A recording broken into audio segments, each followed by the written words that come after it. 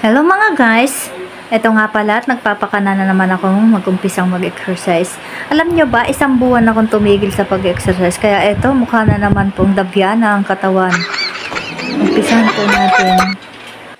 Last September nang ako'y tumigil sa pag-treadmill. Kasi yung timbang ko 65, naging 59, 59 or 61. Nga pala, nang maramdaman kong payat na ako, tinamad na talaga akong gumamit ng treadmill.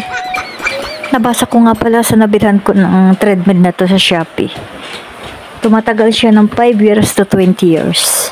Kaya kahit matanda ka na, mapapakinabangan mo pa siya. Napakaganda ng exercise kasi hindi ka dadapuan ng kung ano-anong mga sakit. Sa mga nanay na gusto magpapayat dyan, ito na po ang treadmill. Mabibili lang po siya sa Shopee. Gusto niyo ipasa ko sa inyo ang link kung saan ko ito nabili. Mura lang siya. Malaki ang na-discount ko. 4.7 siya para.